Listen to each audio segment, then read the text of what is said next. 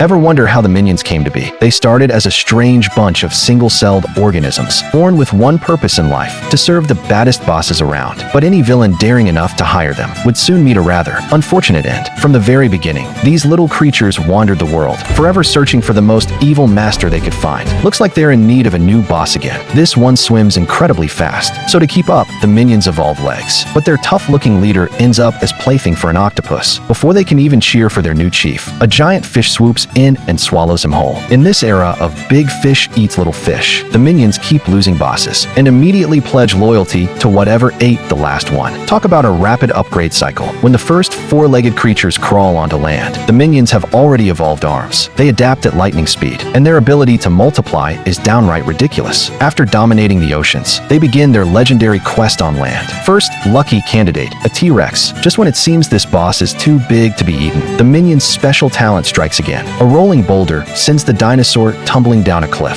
Thanks to its powerful legs, it grinds to a halt at the edge of a lava pit. Then comes the minion's signature finishing move. So accidental, yet so deadly. One curious look upward, and their boss meets its doom. As human civilization grows, the Pharaoh of Egypt becomes the minions' next target. But they read the pyramid blueprints upside down, burying the Pharaoh ahead of schedule. Flash forward to medieval Europe. It's a vampire's 14,514th birthday, and the minions gift him a sunshine special, turning his birthday into his death day. One boss after another meets a hilariously grim fate. Until one day, things go differently. The minions follow a new boss into battle, only to accidentally fire a cannon that ruins Europe's chance at unification. Hunted by armies, they flee into a cave, where they build their own home, and settle into a peaceful, easy life. But after a while, they start feeling off. Without a boss to accidentally doom, life loses its meaning. Finally, three brave minions, Kevin, Stuart, and Bob, step up. They'll venture out to find a new master, and give their kind purpose once more. And so, carrying the dreams of minion kind, they set off on a grand adventure. After a long journey, they arrive in New York City, 1968.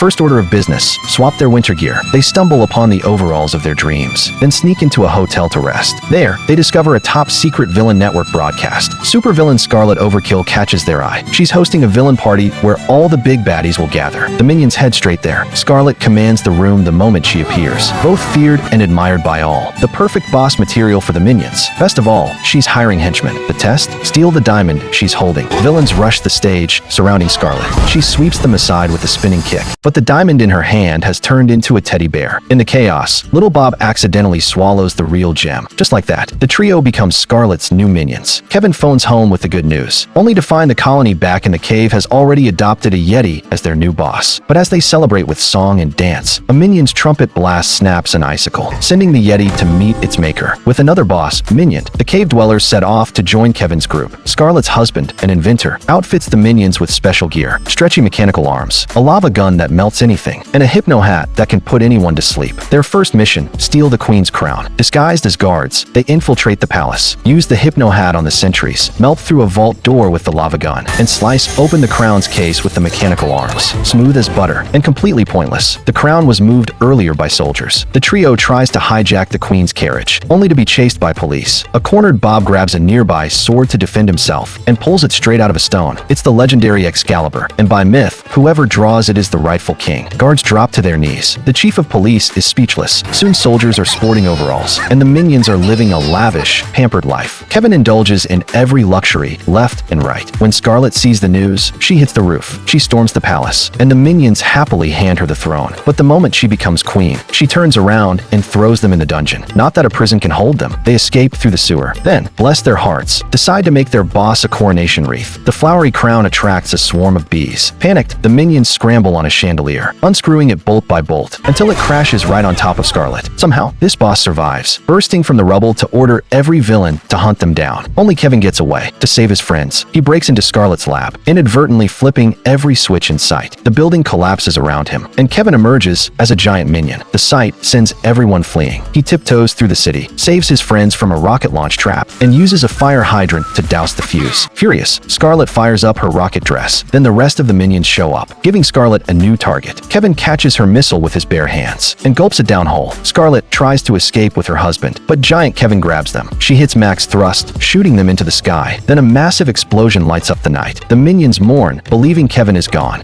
Pachi! Look up tempura!